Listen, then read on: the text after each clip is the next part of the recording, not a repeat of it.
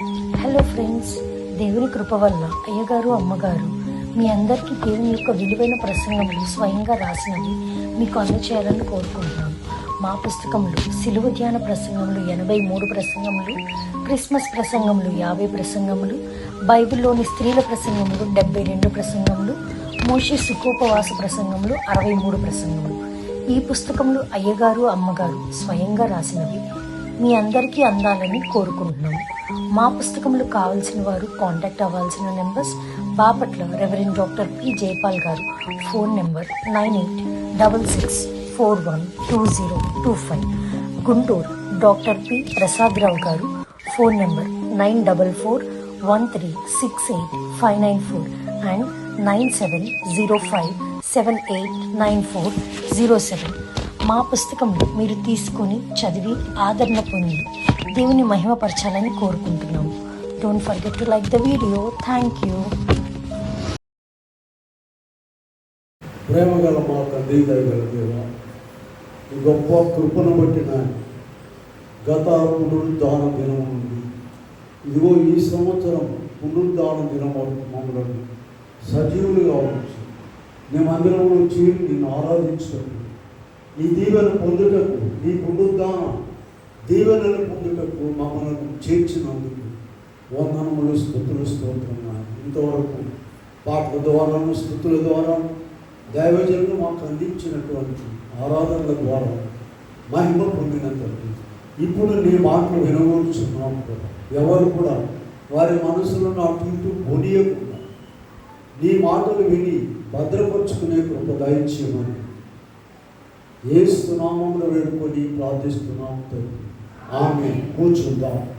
జయము కీర్తనలు జయ సదముతో రయముగా పాడండి, జయము జయమాయనులెండి, జయమే క్రీస్తుని చరిత్రయంతట, జయమే మరణమునా దుర్గా, జయమే జీవమును సాగినా యేసు క్రీస్తు ప్రభు పొందిన జయమే ఎల్లవారి కౌరు, కోరిన ఎల్లవారి కౌరు, వేడిన ఎల్లవారి కౌరు, నమ్మిన ఎల్లవారి కౌరు. యేసు పేరే మీ చీకులపైన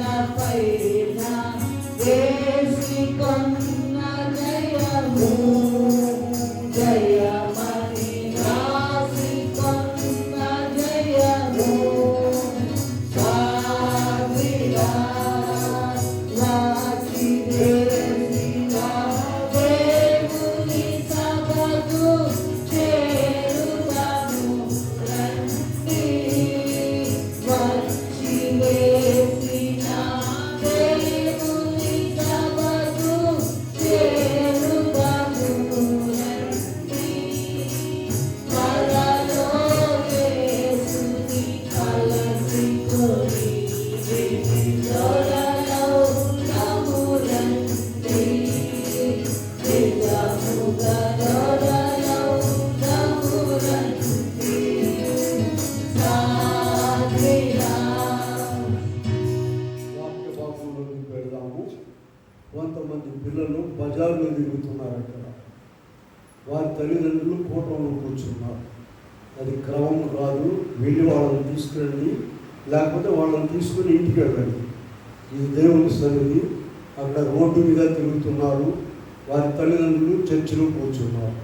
మరలా నేను ఇలా ప్రకటన చేసే పరిస్థితి దేవుడు వాక్యం అయ్యేవాడు. వాక్య భాగంలోనికి వెళ్దాము. యెహెజ్కేలు గ్రంథము 37వ అధ్యాయంలో 12 నుండి చదువుకుందాం. ఇందాక ఆరాధనలో చదివిన భాగంలో, కాబట్టి ప్రవచనం ఎత్తి వారితో ఇట్లను, నా ప్రజలారా మీరున్న సమాధులను నేను తెరచెదను, సమాధుల్లో నుండి మిమ్మును బయటకు రప్పించి ఇశ్రాయేలు దేశంలోనికి తోడుకొని వచ్చేదను. నా ప్రజలారా, నేను సమాధులను తెరచి సమాధుల్లోనున్న మిమ్మును బయటకు రప్పించగా నేను యెహోవానై ఉన్నానని మీరు తెలుసుకుందురు. మీరు బ్రతుకున్నట్లు నా ఆత్మను మీలో ఉంచి మీ దేశంలోను మిమ్మును నివసింపజేసేదను. ఆ. యెహోవానగు నేను మాట ఇచ్చి దానిని నెరవేర్తునని మీరు తెలుసుకొందురు. ఇదే యెహోవా. ప్రియమైన దేవుని బిడ్డలారా, ప్రభు నామమున కృపా సమాధానం దేవుడు మీకు ఎవరికి అనుగ్రహించునుగా. ఆమె న్యాయమైన మాట ఒకటి మాట్లాడాలి. ప్రపంచంలో ఎన్నో మతాలు ఉన్నాయి, ఎన్నో గ్రంథాలు ఉన్నాయి, ఎన్నో ఉన్నాయి. ఈ మాటలు రాయబడిన అటువంటి గ్రంథం ఏదైనా ఉన్నదేమో చూడండి. న్యాయంగా మాట్లాడాలి. ఏ పుస్తకంలోనైనా సరే, ఏ పవిత్ర గ్రంథంలోనైనా సరే, పరిశుద్ధ గ్రంథమైన బైబిల్లో రాయబడినటువంటి మాట రాయబడి లేదండి. నా ప్రజలారా, మీరున్న సమాధులను ఎప్పుడు చచ్చిపోయారు వీళ్ళు? సమాధిలో చనిపోయి సమాధిలో పెడితే ఏమైందో ఆ శరీరం బాగా తెలుసు జనానికి.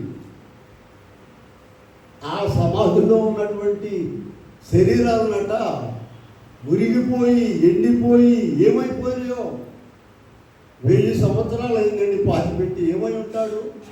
మనకెందుకు వదిలేసేయండి. అటువంటి వారి కొరకు గ్రంథములు దైవజనులు చెప్పారు, ప్రభు చెప్పారండి. గ్రంథంలో రాయబడిన దానిలో సున్నైనను పొల్లైనను కూడా తప్పిపోదని చెప్పారు. ప్రియులారా, గ్రంథం తీసుకోండి, వినండి, మనసుకు పోనీయొద్దు. దేవుడు ఎట్లాగో సముద్రంలో చేపలు పడతారు చూడమ్మా, వలేసి అవి అలిమవుతాయి. అసలు లాక్కొచ్చాడు మనలను కూడా, ఊళ్ళో వలేసి పట్టుకొచ్చాడు. నువ్వు వచ్చావు అనుకోవాక, నీ తెలివితేటలను బట్టి, నీ జ్ఞానాన్ని బట్టి ఆయన పట్టుకొచ్చాడు. కనుక మనసు ఇక్కడ నిలుపుని ఒక మాట వినండి, భద్రపరుచుకుంటాం. వీళ్ళారా, ఎప్పుడో పాత నిబంధన కాలంలో ప్రభు ఈ మాట చెప్పారు. సరే, యేసుక్రీస్తు ప్రభు వచ్చారు, భూలోకానికి సర్వమానవుల కొరకు ప్రాణం పెట్టారు. 40 దినములు ధ్యానం చేసామండి. శిలువ ధ్యానాలు 40 దినాలు. 40 దినాలు కూడా ప్రతిదినం 7 ప్రార్థనలు చేసామండి. అమ్మో అంటారు ఎవరైనా ప్రార్థన లేని వాళ్ళు ఉంటే. 40 దినాలు కూడా దైవజను ఇచ్చిన కార్యక్రమాలు జరిపామండి. 40 దినాలు వాక్యం విన్నాం. ప్రియులారా, అంత గొప్ప కార్యము ప్రభు మనకు తెలియచేశారు. ఆయన పునరుద్ధానుడై తిరిగి లేచారు. సువార్తికులు మత్తయి, మార్కు, లూకా, యోహాను అనేటువంటి వారు చివరి అధ్యాయాల్లోనికి వెళ్ళినట్లయితే ప్రతి పుస్తకములో కూడా ఆయన ఆదివారం నాడు తెల్లవారుజామున సమాధి గెలిచి తిరిగి లేచారనే మాట ఉన్నది. ఒక రిఫరెన్స్ చెప్పాల్సిన పని లేదు. 4 సువార్తల్లో ప్రతి చివరి అధ్యాయంలో మీరు చూడగలరు. మనం క్రైస్తవులుగా ఉన్నప్పటి నుంచి వింటూనే ఉన్నాం ఇది. కనుక ఇక్కడ మనం చూసినట్లయితే ఇక చూడండి, 3 రకాల పుస్తకాల్లో కూడా పాత నిబంధనలో సమాధుల్లో నుండి లేస్తారని ఉంది. క్రొత్త నిబంధనలో ప్రభు లేచారు, సమాధుల్లో నుండి లేపారు అందరినీ. వీళ్ళారా, యాయిరు కుమార్తె ఇంట్లో చనిపోయిందండి, యేసుప్రభుని లేపారు. నాయన్ అనేటువంటి ఊరిలో ఒక విధవరాలి కుమారుడు చనిపోయి తీసుకెళ్తున్నారు. బజార్లో యేసుప్రభు ఎదురయ్యాడు. ఆ బజార్లో చచ్చిపోయిన వాడిని కూడా లేపాడు. ఇక లాజరు సంగతి మనకు తెలుసు. 4 దినములు సమాధిలో ఉన్న లాజరు ప్రభుని. కనుక ఇలాగూ క్రొత్త నిబంధనలో లేపారు, పాత నిబంధనలో లేపుతామని వ్రాశారు. లేపారు కూడా. 37 అధ్యాయంలో మీరు చూసుకోండి. 37 అధ్యాయంలో ఆ యేసుగేల్ గారిని ప్రభు ఒక మాట అడిగాడు. ఎండిన ఎముకలు కలిగినటువంటి లోయలోనికి తీసుకుని వెళ్ళి ఏమడిగాడంటే ప్రభు, ఆయన వాటి మధ్య నన్ను ఇటు అటు నడిపించుచుండగా ఎముకలు అనేకములు ఆ లోయలో కనబడెను. అవి కేవలము ఎండిపోయినవి. ఆయన నరపుత్రుడా, ఎండిపోయిన ఈ ఎముకలు బ్రతకగలవా అని నన్ను అడుగగా, ఏమడుగుతున్నాడండి భక్తుడిని ప్రభు? ఎండిపోయిన ఎముకలు బ్రతకగలవా అని అడుగుతున్నాడు. ఆయన ఏం చెప్పాడు? ప్రభువా యెహోవా అది నీకే తెలియదు. మనమైతే ఉంటామా అసలే బ్రతకమండి వద్దు. ఎవరికన్నా రోగం వచ్చిందంటే పెద్ద రోగమో వెళ్ళి చెప్పొస్తాడు, నీ కుదరదని చచ్చిపోతావని చెప్పొస్తాడు. బాగుపడతావని చెప్తారా? ఇది మనుషులు చేసే పని. వీళ్ళారా ఇక పత్రికలలో మనం లేచే సంగతి రాశారు చూడండి. మొదటి తెస్సలోనికే రాసిన పత్రిక ఇందాక ఆరాధనలో చదివాము 4వ అధ్యాయం 16వ వచనంలో ఆర్భాటంతో ప్రధాన దూత శబ్దంతో దేవుని బూరతోను దిగి వచ్చును, మొదట లేతురు, మనము కూడా వీళ్ళారా ఇలాగు 3 భాగాల్లో. మొదటి భాగంలోనేమో పాత నిబంధనలో ప్రభు వాగ్దానం చేశారు, లేపుతారని లేపారు. సువార్తల్లోనైతే ప్రభువే లేపారు అనేకులను, ఆయన కూడా లేచారు. పత్రికల్లోకి వచ్చేసరికి మనందరం లేచే సంగతి రాశారు. కనుక ఇక్కడ మనం చూస్తే చూడండి, దైవత్రిత్వము తండ్రి కుమార పరిశుద్ధాత్మ, మానవత్రిత్వము మానవ శరీరము ప్రాణము ఆత్మ మూడము. శరీరము ప్రాణము లేక జీవము ఆత్మ. ఇప్పుడు ఈ శరీరం అంతా కృషించిపోయిన తర్వాత ఆత్మ పైకి లేస్తుంది. 3 మానవత్రిత్వం కూడా ఉన్నది, దైవత్రిత్వం లాగా. మీరు చూడండి కావాలంటే మొదటి తెస్సలోనికే రాసిన పత్రిక 5వ అధ్యాయంలో 23వ వచనంలో మనం చూడగలం.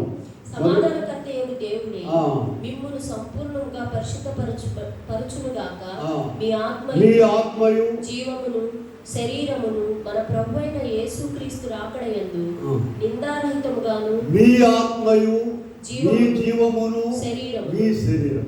కనుక ఈ ఆత్మకు మరణం లేదండి. ఈ ఆత్మకు మరణం లేదు, శరీరానికి మరణం ఉన్నది. ఈ శరీరము ఇక మానవ శరీరాన్ని గురించి వాక్యములు ఎంత రాశారంటే, గడ్డి పువ్వు, గడ్డి, దాటి పువ్వు నీడ, చేతుల నుండి జారేటువంటి నీటి బిందువు, త్రాసు మీద ధూళి, విసరు వెళ్ళి మరలా రాని గాలి, నీటి బుడగా. ఇటువంటి జీవితానికి అబ్బో ఎంత అదిరిపాటు, ఎంత అల్లాడిపోతున్నారు. నేను గొప్ప, నేను గొప్ప, నువ్వెంత, నేనెంత, నేనెంత, నువ్వు. అయిపోయింది అనుకోండి, చాప్టర్ క్లోజ్. ఎన్నాళ్ళు ఎడుగుతారమ్మా? ఎత్తుకెళ్ళి సమాధిలో పెట్టడం, తగలబెట్టడం. 3వ రోజు 4 - 1 ఎంతమ్మా? 3. పదండి మళ్ళీ వండుకు తినండి, తిరగండి, రొమ్మెరుసుకొని ఊరి మీద. మళ్ళీ ఎవరికన్నా వచ్చినప్పుడు అప్పుడు చూద్దాం. పిల్లారా, ఈ భాగ్యానికి అదిరిపోకూడదు. అందుకే దేవుడు ఆయన గ్రంథము, వాక్యము మనకు మందిరాన్ని ఇచ్చారు. ఒక్కసారి దాన్ని గుర్తించుకోవడానికి.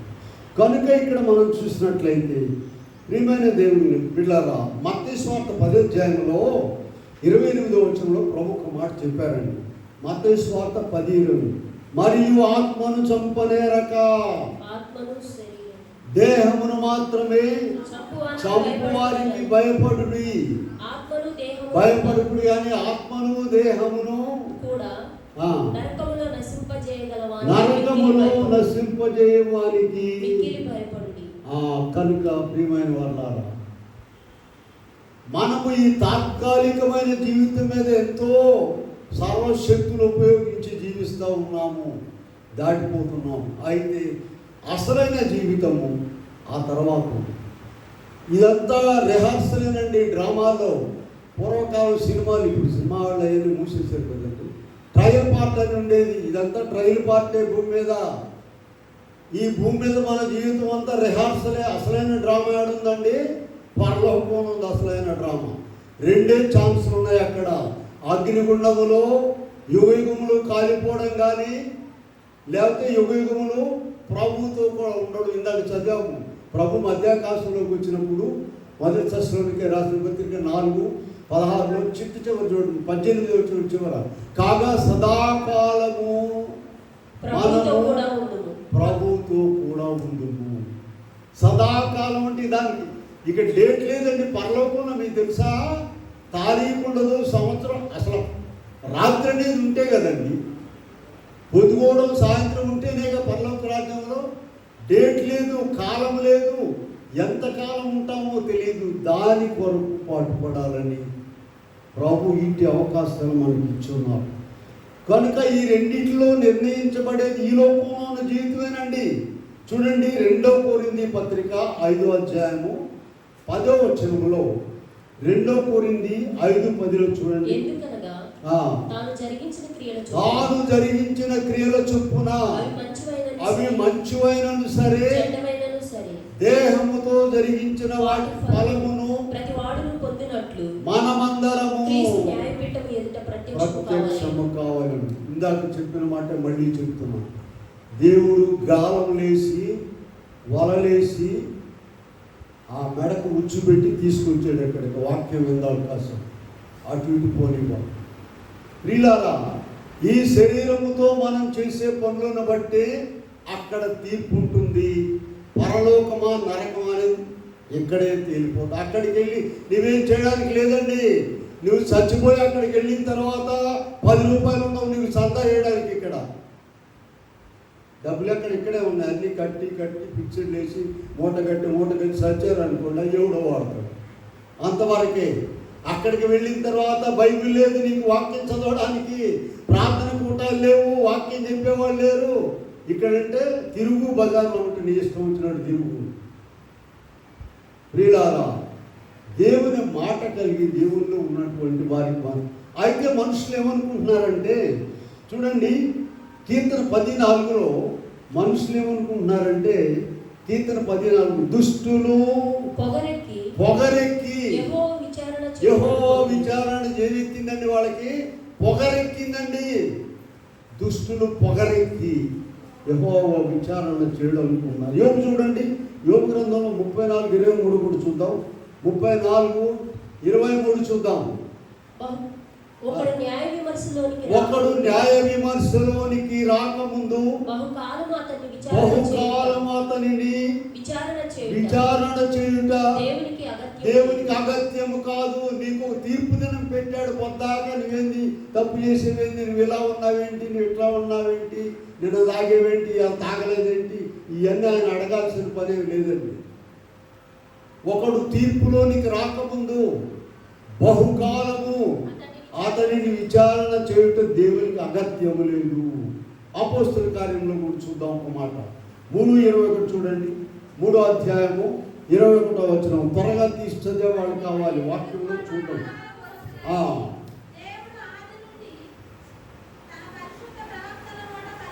మైకులు చదవాలి. అన్నిటికీ కుదురుబాటు కాలములు వచ్చునని దేవుడు ఆది నుండి మనం ఏమనుకుంటాడు, ఇదేం ఎట్లా ఉంది, అట్టా ఉంది, ఎట్లా ఉంది, ఈయన ఎట్లా ఉన్నాడేంది, ఆయన అట్లా ఉన్నాడేంది, ఈయన ఎట్లా మాట్లాడేది. ఆగు, తొందరపడబాక. చూసుకో వాక్యం. అపోస్తల కార్యం 3:27 చూసుకో. అన్నిటికీ జవాబు. అన్నిటికీ కుదురుబాటు కాలంలో వచ్చునని ఆది నుండి తన పరిశుద్ధ ప్రవక్తల నోట. అంతవరకు వీళ్ళారా ఆ వైపు చూడండి. A day will come to you. అక్కడ పట్టుకుంటాడు గొంతుకు వచ్చేసి. అప్పుడు నువ్వు ఎక్కడ దాటిపోయి. కనుక ప్రసంగిలోనికి వెళదాం. ఈనాడు ఎట్లా ఉందో వాతావరణం చూడండి. ప్రసంగి గ్రంథం 8:11 చూడండి. 8వ అధ్యాయం 11వ వచనం. దుష్క్రియకు తగిన శిక్ష శీఘ్రముగా కలుగకపోవడం చూచి మనుషులు భయము విడిచి ఎలాగండి హృదయపూర్వకంగా దేవుని స్తుతించండి అంటే హృదయపూర్వకంగా దుష్క్రియలు చేస్తున్నారు. ఎందుకని శిక్ష కలుగట్లేదండి. ఆయన అవకాశం ఇస్తున్నాడు. ఇంకా ఆయన ప్రేమ ఎంత గొప్పదో తెలుసా? వాక్యంలో రాస్తారు. ఒక ఆయన కంటే 100 గొర్రెలు మేపుతున్నారట. ఏనమ్మా 100 గొర్రెలు. ఒక్క గొర్రె తప్పిపోయిందట. 99 గొర్రెలను విడిచిపెట్టి ఆ ఒక్కదాని కొరకు వెళ్ళి కర్రబెట్టినారు. బాధి తీసుకొచ్చాడు అనుకోవాకండి. అక్కడ ఉన్న వాక్యం ఏముందమ్మా, భుజాల మీద ఎక్కించుకొని తీసుకొచ్చాడంట. ఆ ప్రేమ మనుషుల్లో కూడా ఉండాలి. కనుక ప్రియులారా, ఇటువంటి వాక్యాలు సరే చాలా ఉన్నాయి. అసలు అది కాదు ఈ దినం మనం తెలుసుకోవాల్సిన వాక్యం.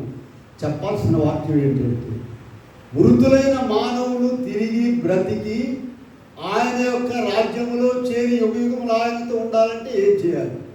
అది అసలు ఇంపార్టెంట్ అయిన ప్రశ్న.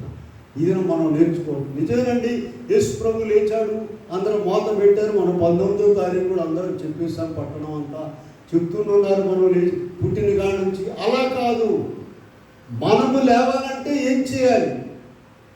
వాక్యంలో నుండే చూపిద్దాము. 7 విషయాలు చూపిస్తాను నేను.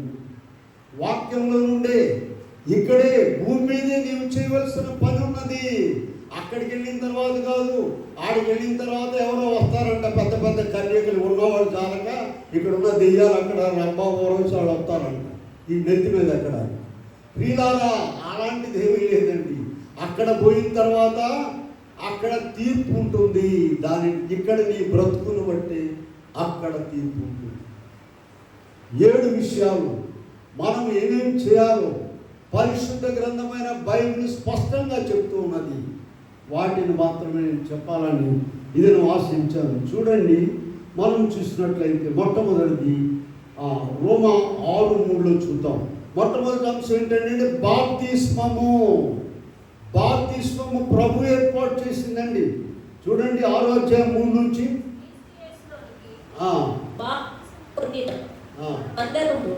ఆయన మరణములోనికి బాప్తిసం పొందితమని మీరు ఎరుగరా?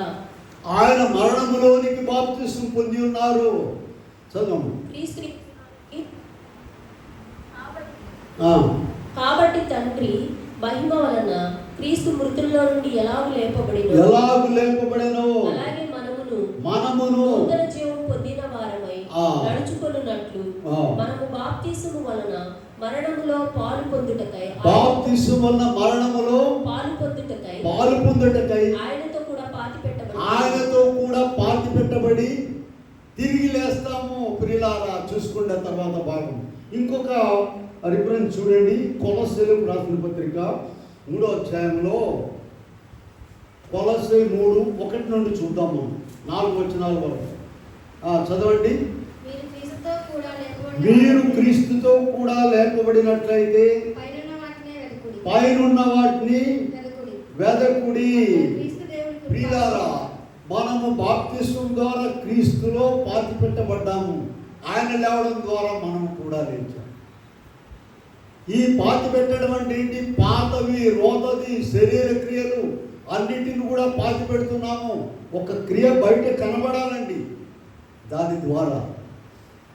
కనుక ఇక్కడ బాప్తిస్మం ద్వారా మాత్రమే మనం ముందుగా ప్రభు సన్నిధిలో లేపబడతాము మరణమైన తర్వాత. ఈ బాప్తిస్మాన్ని గురించి ఒక 2 గ్యారంటీ మాటలు 2 చెప్తాను చూడండి. నేను ఒకటి చూడండి, యేసు ప్రభు పొందారండి. మత్తయి సువార్త 3:13. మత్తయి సువార్త 3:13 చదవండి. 3:13. యేసు ఆ సమయమున యోహాను చేత బాప్తిసం పొందుటకు యేసు గలిలయ నుండి యోర్దాను దగ్గరకు వచ్చారు. ఎవరండి? యేసు ప్రభు. మార్కు 1:9 చూడండి. మార్కు సువార్త 1:9. ఆ దినములలో యేసు గలిలయలోని నజరేతు నుండి వచ్చి యోర్దానులో యోహాను చేత బాప్తిసం పొందారు. ఆయన పొందారు, ఆయన ఇచ్చారు. ఇచ్చిన రిఫరెన్స్ కూడా చూద్దాం. చూడండి, యోహాను సువార్త 4:1 చూడండి. యోహాను సువార్త 4:1.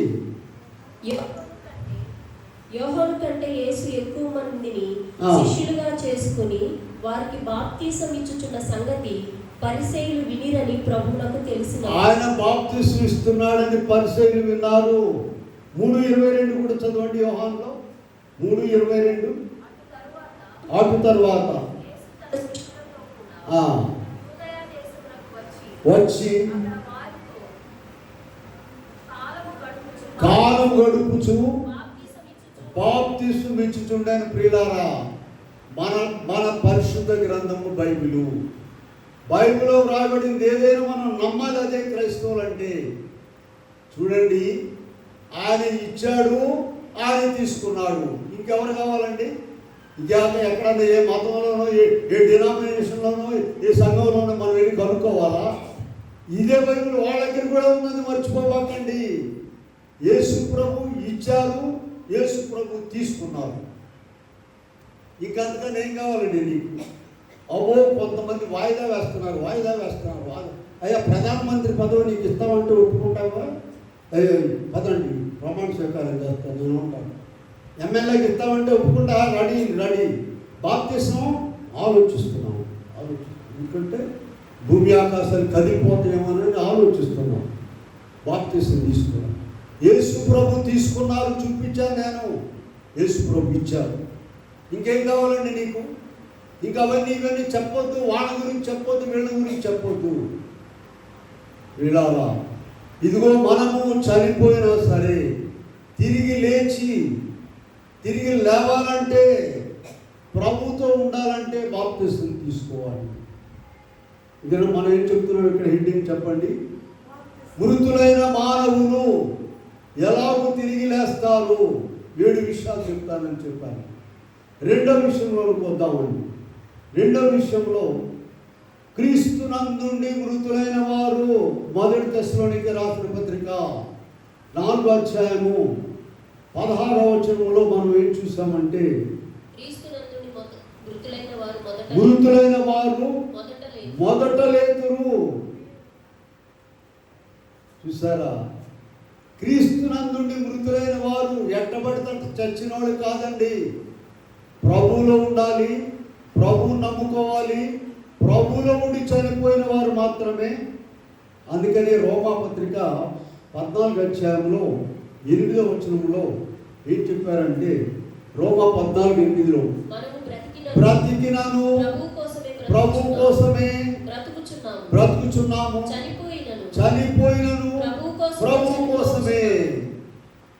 వీళ్ళారా, ఎవరైనా అప్పుడప్పుడు ఊళ్ళో ఇంటుంటారు కదమ్మా, అదిగో మా పిల్లల కోసమే బతుకుతున్నానమ్మా నేను, ఆ పిల్లలేమో మా అమ్మ కోసమే బతుకుతున్నాను నేను. అట్లా కాదండి. ఈమెని అందరూ బతికించేది ఆయన. అసలు ఆయన వదిలిపెట్టి వీళ్ళ కోసం బతుకుతున్నామంటే కుదరదండి. మనం బ్రతికినాను, చనిపోయినాను ప్రభు కోసమే. కనుక ఇక్కడ అందుకని 2 కొరింథీ పత్రికలో 5వ అధ్యాయం 17వ వచనంలో ప్రభు ఏం చెప్పాడంటే, ఎవడైనను క్రీస్తు యేసునందున్న యెడల వాడు నూతన సృష్టి. పాతవి అంటే ఏంటనుకున్నారు? మన శరీరమే. ఆయన ఇచ్చిన జీవం కాస్త పోగానే ఇక ఎంత గొప్పోడైనా, ఎంత ప్రేమించేవాడైనా, పదండయ్యా, పట్టండయ్యా, ఎత్తండయ్యా, దించండి, అరే ఎంత గొప్ప ఇంపార్టెంట్ పర్సన్ అండి ఈయన, ఎంత గొప్పవాడండి. కాదు, పదండి తీసుకెళ్ళండి. విడిచితే ప్రమాదం. ప్రాణమైన విడిచితే ప్రమాదం. ప్రియులారా, రెండవ విషయం ఏం చెప్పామంటే, క్రీస్తునందుండి మృతులైన వారు లేపబడతారు. ఇంకొక మాట చూద్దాం, 3వ అంశం చూద్దాం. మృతులలో నుండి లేపిన వారి ఆత్మ పొందాలి మనము. మృతులలో నుండి రోమాపత్రిక 8వ అధ్యాయంలో 11 నుండి చూద్దాం. రోమాపత్రిక 8:11 నుండి చూడండి. మన ప్రభువైన యేసుక్రీస్తు ద్వారా మనము ఆయన యందు అతిశయపడుచున్నాము. ఆయన ద్వారానే మనము ఇప్పుడు 11 మృతులలో నుండి యేసును లేపిన వారి ఆత్మ నివసించిన యెడల, మృతులలో నుండి క్రీస్తు యేసును లేపిన వాడు చావునకు లోనైన మీ శరీరములను కూడా మీలో నివసించుచున్న తన ద్వారా. 3వ విషయం ఏం చెప్పామంటే, ఆయన ఆత్మ కలిగి ఉండాలి. మృతులలో నుండి లేపిన వాని ఆత్మ మీలో నివసించిన.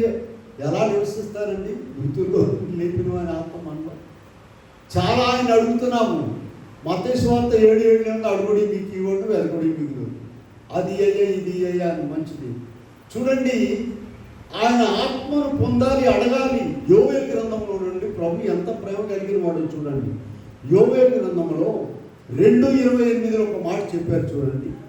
2వ అధ్యాయం 28గా వచ్చిన వాటి తర్వాత, నేను సర్వజనుల మీద.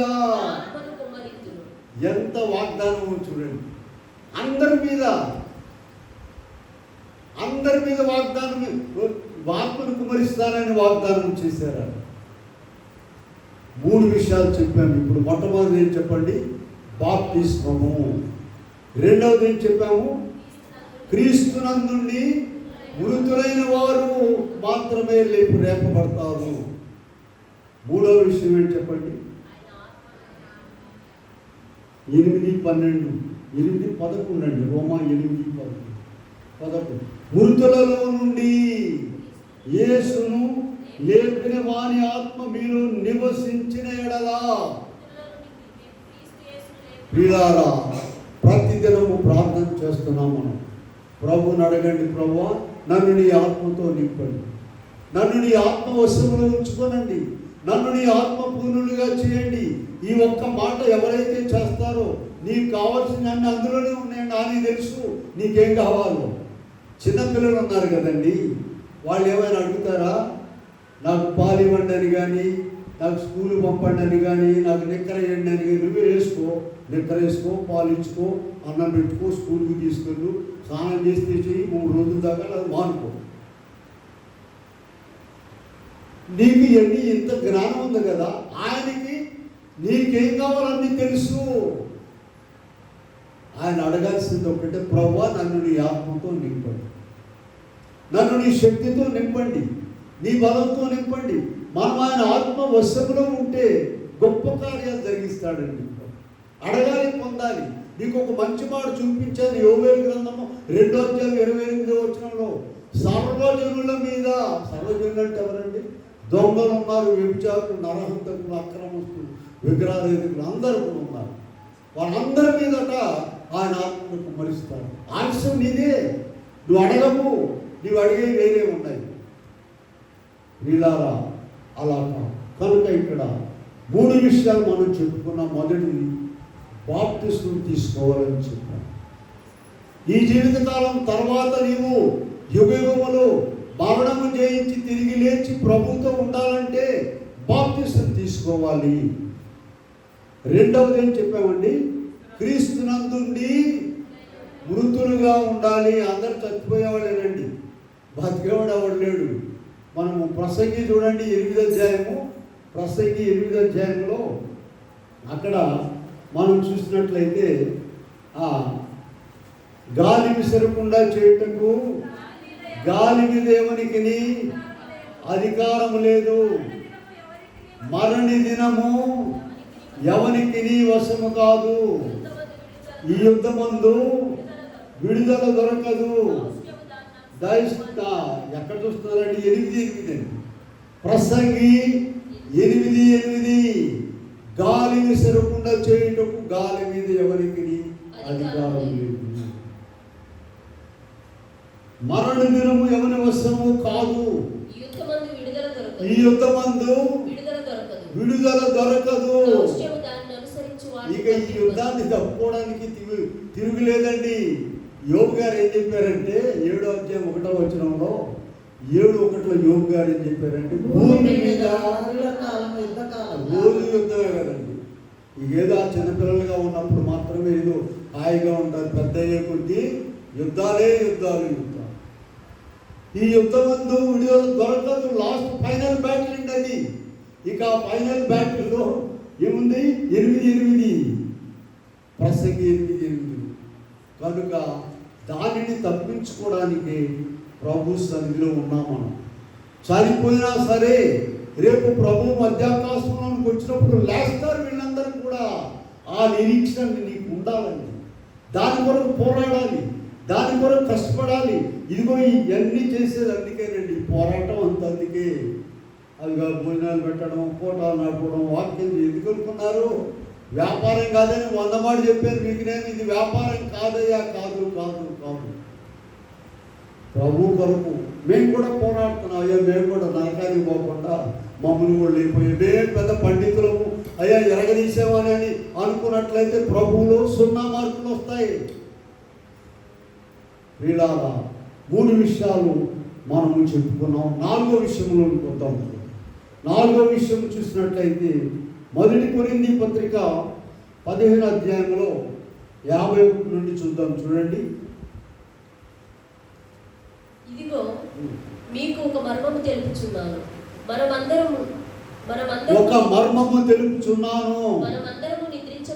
మనమందరము నిద్రించము గాని నిమిషములో ఒక రెప్పపాటున కడబూరం రోగగానే మనమందరము మార్పు చెందుదుము.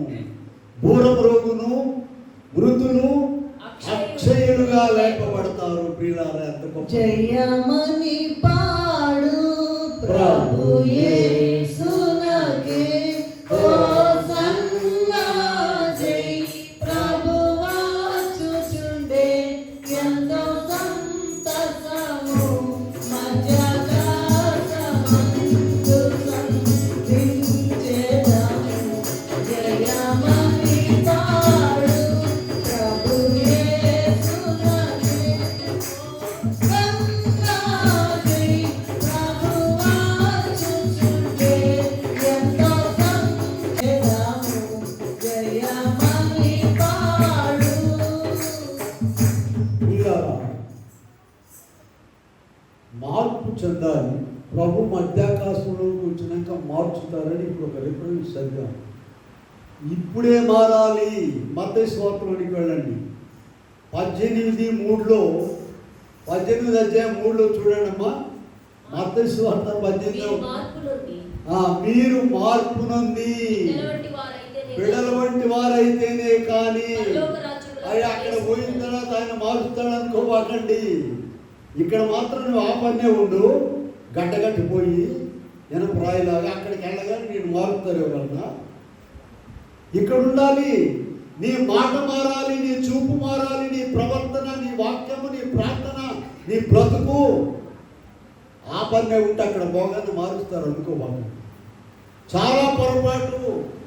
అందుకని దైవజనుడు దేవదాసయ్య గారు ఒక చక్కని చిట్కా ఇచ్చారండి అందరూ బతకడానికి. మన వల్ల కాదండి. ఈ లోకంలో పాపలోకం ఉన్నాం, మట్టి శరీరంతో ఉన్నాము. ఇదంతా కూడా నరకము. ఈ పేపర్ తెరిచామంటే చాలేక నరకంలో బయటికి రావడమే.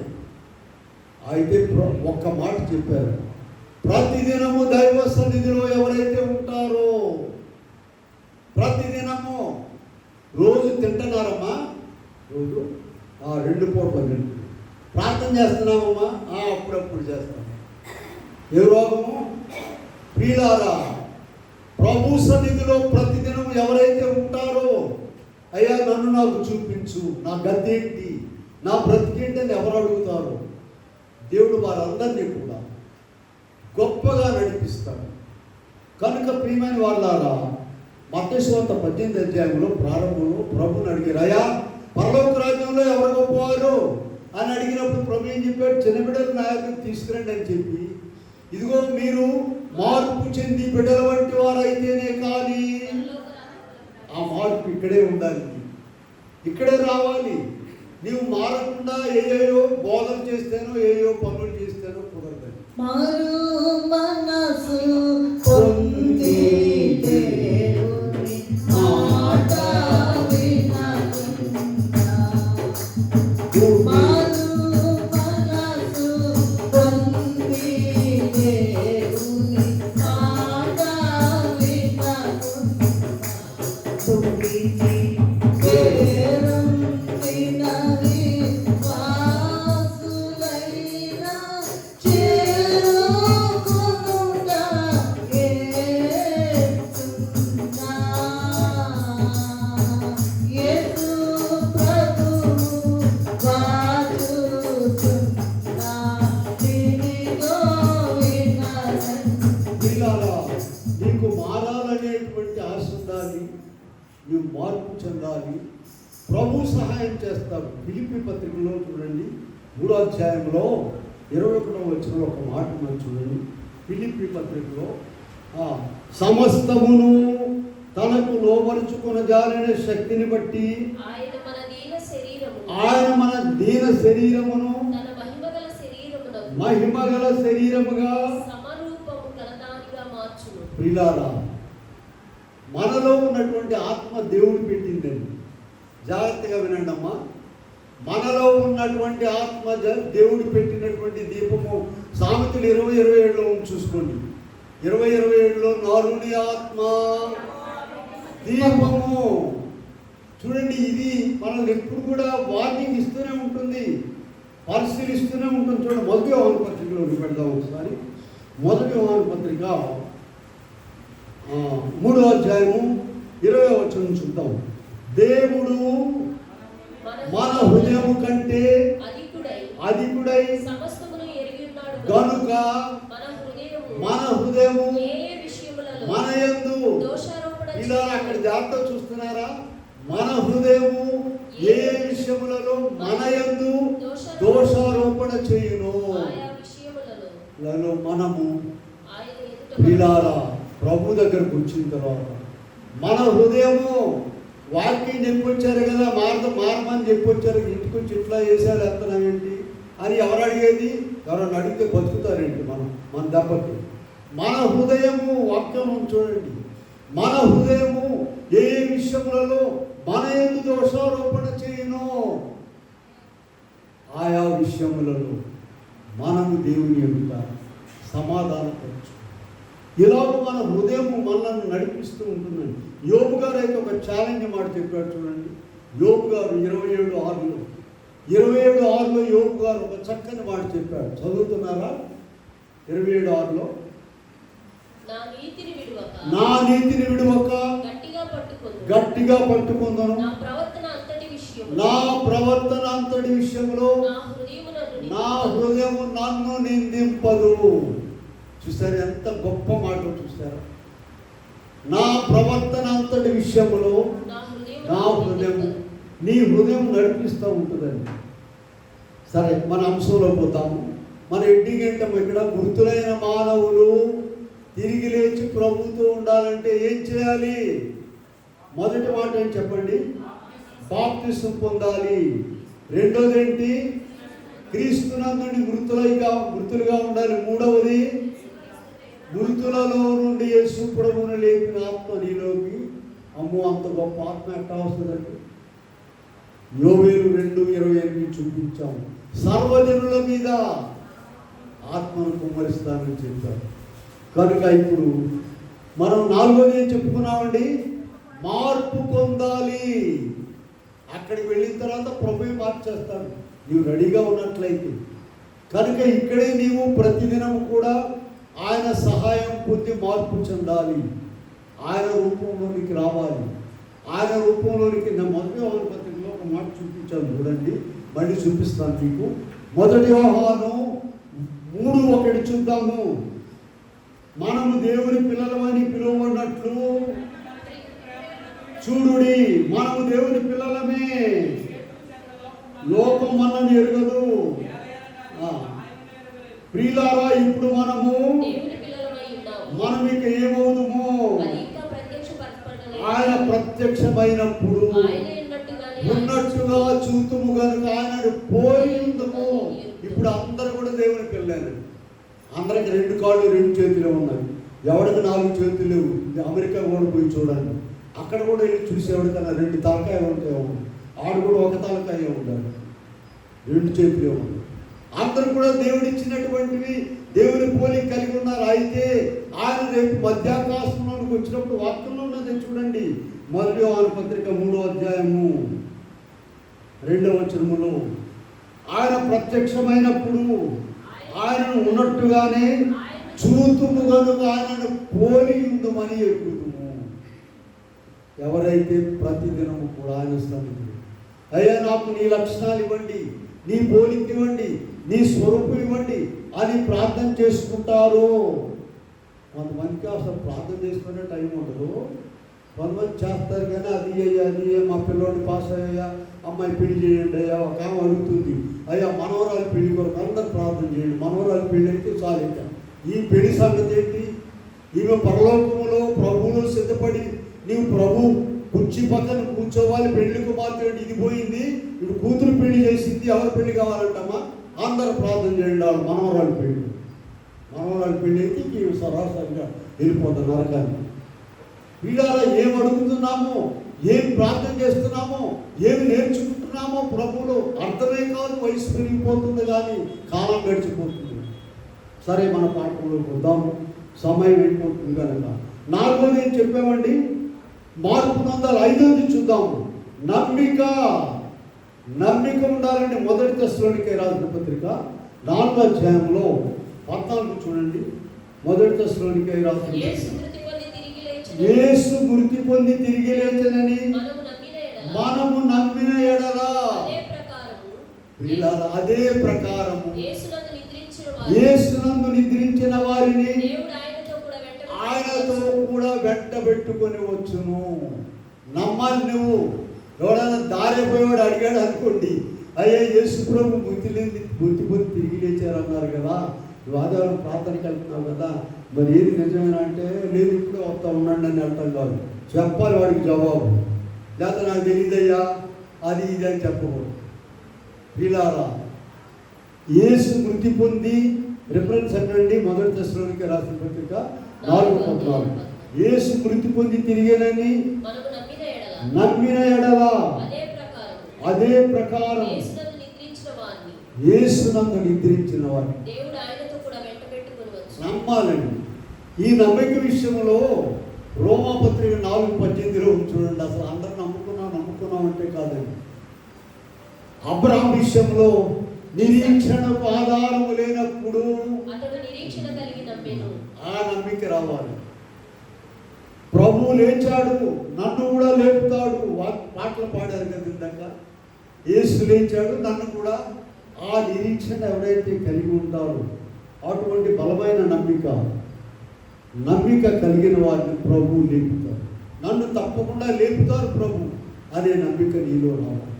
5వ అంశంలోకి పెడదాం చూడండి. దేవుని కుమారుని వినే శబ్దము వినే అలవాటు రావాలండి. దేవుని కుమారుని యొక్క శబ్దము, దేవుని కుమారుని యొక్క ఆ స్వరము విని యోహాను సువార్త 5:20 చూడండి. యోహాను సువార్త 5:20 5వ అధ్యాయము 25వ వచనం చూద్దాం. చదవండి. మృతులు దేవుని కుమారుని శబ్దము విను గడియ వచ్చుచున్నది, ఇప్పుడే వచ్చింది. ఆయన శబ్దం వినే గడియ రావాలి. ఆయన శబ్దం వినే అలవాటు రావాలి నీకు. చూడండి హెబ్రీ పత్రికలో 1వ అధ్యాయం 1-2 వచనాలు చూద్దాం. హెబ్రీ పత్రికలో 1వ అధ్యాయంలో పూర్వకాలమందు నానా సమయములలో నానా విధములుగా ప్రవక్తల ద్వారా మన పితరులతో మాట్లాడిన దేవుడు ఈ దినములంతమందు కుమారుని ద్వారా పిల్లారా. ఈ మాట జాగ్రత్తగా అండర్లైన్ చేసుకోండి. హెబ్రీ పత్రిక 1వ అధ్యాయము 1-2 వచనం. కుమారుని ద్వారా మనతో మాట్లాడిన ఇదిగో దేవుని మాటలు కలిగిన పుస్తకము. లోకంలో ఎంతో మంది ఉండగా దేవుడు నిన్ను ప్రేమించి నీకు ఇచ్చాడు. పిల్లారా ఈ మాటలు దేవుడు రాయించాడు. దేవుని మాటలు ఇవి. ఈ వినే అలవాటు ఉండాలి. చూడండి లాజరు మరియా మార్త అనేవాడు బేతనీయులు ఉన్నారు కదండి. ప్రభు పొద్దాకు వీళ్ళకు బోధించేవాడు. ప్రభు స్వరం వినే అలవాటు ఉందండి వారికి. యోహాను సువార్త 11వ అధ్యాయంలో 43వ వచనంలో ప్రభు సమాధి దగ్గరికి వెళ్ళి ఒక మాట చెప్పారు. 43వ వచనంలో 11:43 ఆయన అలాగూ చెప్పి లాజరు బయటికి రమ్మని బిగ్గరగా చెప్పగా చనిపోయిన వాడు కాళ్ళు చేతులు ప్రేత వస్త్రములతో కట్టబడిన వాడు. లాజరుకు ఒక అలవాటు ఉందండి, ప్రభు స్వరం వినే అలవాటు. ఇక మన సంగతి పోతాం. వెంటనే చాలా కూటానికి వెళ్తాం. ఆయన చెప్తున్నాడా, ఈమె చెప్తుందా, ఆయనకి ఈమెమవుతాడు, ఈయనేం చెప్తున్నాడు. ఈ దేవుడు అండి అసలు ఇదే సరిపోయినాయి. దేవుని వాక్యం ప్రకటిస్తున్నాడు. ఆయన దేవుని మాటలు చెప్తున్నాడు. ఆ మాటలు విని భద్రపరుచుకుందాం. ఇవి కాదు. ఈయన ఏం చేస్తాడండి, ఈయన పిల్లలు ఏం చేస్తున్నారండి, ఇవే సరిపోయింది. బైబిల్ ఇదే, పాత నిబంధన కొత్త నిబంధన. ఇలాంటి బ్రతుకున్నటువంటి వారు దేవుని స్వరం వినలేరు. దేవుడు మాట్లాడుతున్నాడు. కొంతమంది అంటారు ఇదిన వాక్యం దేవుడు నాతో నా విషయమే మాట్లాడాడయ్యా అని చెప్పేవారు ఉన్నారు. ఎంత గొప్పవారు చూడండి. కనుక ఇక్కడ బైబిల్లో ఉన్న వాక్యాలని ప్రభు నీతో మాట్లాడుతున్నారు. ఒక సేవకుడు వాక్యం చెప్తున్నాడంటే ప్రభు వారిలో ఉండి మాట్లాడుతున్నాడని నమ్మాలి. అప్పుడు నీకు అలవాటు ఉంటుంది. అందుకని ఇక్కడ ఏం చెప్పారు మన పాఠంలో, ఏం చెప్పండి. మృతులు యోహాను సువార్త 5:25 మృతులు దేవుని కుమారుని శబ్దము విను గడియ వచ్చుచున్నది, ఇప్పుడు వచ్చేసింది. కనుక నీవు చనిపోయినా సరే తిరిగి లేవాలంటే, ప్రభుతో ఉండాలంటే దేవుని కుమారుని శబ్దం వినేటువంటి అలవాటు ఉండాలి. యోహాను సువార్త 1:1 చూడండి. అదేంటి? వాక్యం ఉండేను, వాక్యం దేవుని యొద్ద ఉండేను, వాక్యము దేవుడై ఉండెను. వాక్యమే దేవుడు. ఆ భయం ఉందా నీకు? అసలు బైబిల్ అంటే ఏమనుకున్నారండి? పరలోకానికి చేర్చేది నిన్ను, నీ బ్రతుకు మార్చేది, నీకు సర్వసంపదలు ఇచ్చేది బైబిల్. ఎంతైనా సరే. అందుకని ఏం చెప్పారంటే, మన సంఘర్షణకి నేను రోజు కడుపు నిండా బైబిల్ చదువు. కడుపు నిండా బైబిల్ చదవడం, కడుపు నిండా తింటాం తెలుసు, కానీ వాంతులు అయ్యేదాకా అరగట్లేదండి అంటారు. విన్నారు ఎప్పుడన్నా? అరగట్లేదండి. మా ఊళ్ళో డాక్టర్ గారు ఉన్నారు. పొద్దున్నే అరగట్లేదంటే ఏం చెప్పాడు? వేడి గ్లాస్ తాగా అరుగుతుంది. చాలా చిట్కాలు ఉన్నాయి, ఇప్పుడు ఎక్కువైపోయిన చిట్కాలు. నువ్వు వాక్యం చదువు బాగా కడుపు నిండా, నీ బ్రతుకు మార్చేస్తుంది వాక్యము. సరే, తర్వాత అంశంలో పోతాము. 7వ వచనం, 7వ పాయింట్లోకి వచ్చాము. 7దేనా ఏమైనా మిస్ అయ్యేయండి? ఆ 7 ఏంటంటే ఆ రిఫరెన్స్ చూద్దాం. యోహాను సువార్త 5:21. చదవండి. 5:21. తండ్రి మృతులు ఎలాగూ లేపి బ్రతికించునో, అలాగే కుమారుడును తనకిష్టమైన వారిని, తనకిష్టము వచ్చిన వారిని, ఆయనకి ఇష్టమైన వారిగా ఉండాలి. నీవు నీ ఇష్టమైనట్టుగా బ్రతికి దాని దేవునికి ఇష్టమైన వారిగా ఉన్నావా? నీవు దేవునికి ఇష్టమైన పనులు చేస్తున్నావా? నీవు అలాగూ ఆయనకి ఇష్టమైన వారిగా ఉన్నట్లయితే. 7వ అంశం ఏంటమ్మా? దేవునికి ఇష్టమైన వారిగా ఉండాలి. ఇష్టమైన వారు. యోహాను సువార్తలో ఉన్నాం కదా, 6వ అధ్యాయంలో చూద్దాం. 6వ అధ్యాయము 54-55 వచనాలు చూద్దాం. నా శరీరము తిని నిత్య జీవము గలవాడు అంత్యదినమున నేను వానిని లేపుదును. 54వ వచనం. మళ్ళీ 55 చూద్దాం. నిజమైన ఆహారము. ఎవరు చెప్పారండి ఈ మాటలు? దేవుడు చెప్పాడు. ఆయన చెప్పిన మాట చేసేవారంటే ఆయనకి ఇష్టము. నీవు ఆయన చెప్పిన మాట చేస్తున్నావా? ఇదిగో ఆయన శరీరము రక్తములు తీసుకోవాలని చెప్పాము. బల యొద్దకు అందరు రండి అంటే కొంతమంది రాలేకపోతున్నారు. ఎందుకనండి? బాప్తిసం తీసుకున్న వాళ్ళే రమ్మని చెప్పాము. అయ్యా, నేను బాప్తిసం తీసుకోలేదు. మరి ఆయన చెప్పిన మాట చేసేది ఎవరు? ఆయన చెప్పిన మాట ఎవరు చేస్తున్నారు? వారిని రేపు దేవుడు వారిని లేపు. ఇక్కడ ఉన్న మాటే, బైబిల్లో ఉన్న మాటే మనం చెప్పుకుంటున్నామండి. యోహాను సువార్త 5:21. కుమారుడు తనకిష్టమైన వారిని. ఎవరు ఇష్టమైన వారు ఉంటారండి? చెప్పిన మాట వినేవాళ్ళ, వినని వాళ్ళ? ఎవరైతే ఆయన చెప్పిన మాట చేస్తారో వారంటే ఆయనకి ఇష్టం.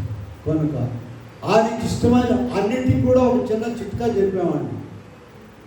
సూత్రం చెప్తారంటారే, ఏంటండి?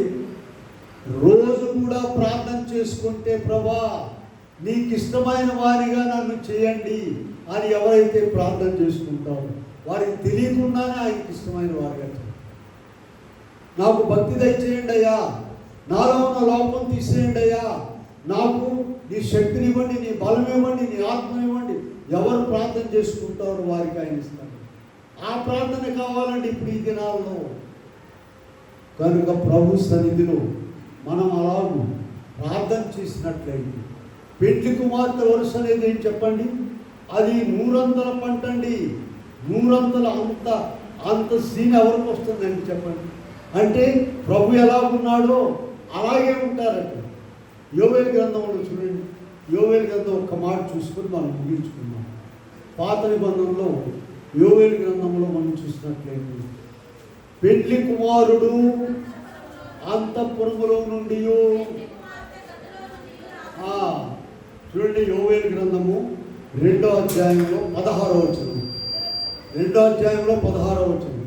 పెళ్లి కుమారుడు అంతఃపురములో నుండి వినండి, ఒక్క మాట చెప్పి ముగించుకున్నాం. అంతఃపురములను మించిన అంతఃపురము పరలోక రాజ్యము. పెళ్లి కుమారుని మించిన పెళ్లి కుమారుడు యేసు ప్రభువు. ఆయన ఎక్కడి నుండి రావాలంటండి? పెళ్లి కుమార్తె ఎక్కడి నుండి రావాలంట? గదిలో నుండి రావాలి. అక్షరార్థంలో వాక్యం కరెక్ట్గా ఉంటుంది పిల్లారా, ఆత్మీయార్థంలో కరెక్ట్గా ఉంటుంది. పెళ్లి కుమార్తెను ఎక్కడ తయారు చేస్తారమ్మా? బజార్లోనా, లేక వరండాలో తయారు చేయండి అంటారు. అమ్మో మంచి గది వండయ్యా, గదించి బాగా చదువుకున్న వాళ్ళందరూ ఎలాంటి పెద్దవాళ్ళు. ఒక ఆమె తయారు చేయగానే ఇంకొక ఆమె వచ్చి ఈ అవతల పెట్టి, ఎవరు ఈ హైదరాబాద్ నుండి వచ్చిందని, అమ్మో పల్లెటూరు నుంచి కాదు, అట్లా తీసేయండి. అది ఆమె తయారు ఏడు చస్తా ఉంటారు. మందిరంలో కూర్చుని పెళ్లి కొడుకు వచ్చి గంట కూర్చుని ఉంటాడు. పెళ్లి కూతురు తయారు కాల చేసి చేసి చేసి. ఇది అక్షరార్థం అండి. ఇప్పుడు ఆత్మీయార్థంలోకి వెళ్దాం. ఆత్మీయార్థం ఇది. అక్షరార్థం కరెక్టే కదా, ఆత్మీయార్థం అండి. నీవు పెళ్లి కుమార్తె వరుసలో ప్రభుత్వం కూడా చూడండి. ప్రకటన గ్రంథంలోకి వెళ్ళండి, నా మాటలు కాదుగా. 3:21 చూడండి. ప్రకటన 3:21 చూడండి దయచేసి. నేను జయించి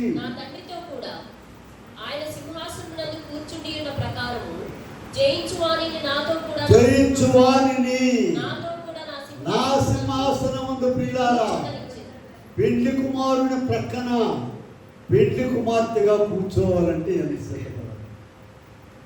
ఆడెవడో పిలవ పెట్టినాడు, ఎక్కడో కాటిస్తే తయారై చీరలు కట్టి ఏ మీద ఆడ ఆకేస్తారు. ఆ బజార్ ఆడ కూర్చుని తినడానికి ఈ భాగ్యానికి ఎంత తయారై వెళ్తున్నారు. పెళ్లి కుమారుని పక్కన కూర్చోవడానికి ఎంత తయారు కావాలి?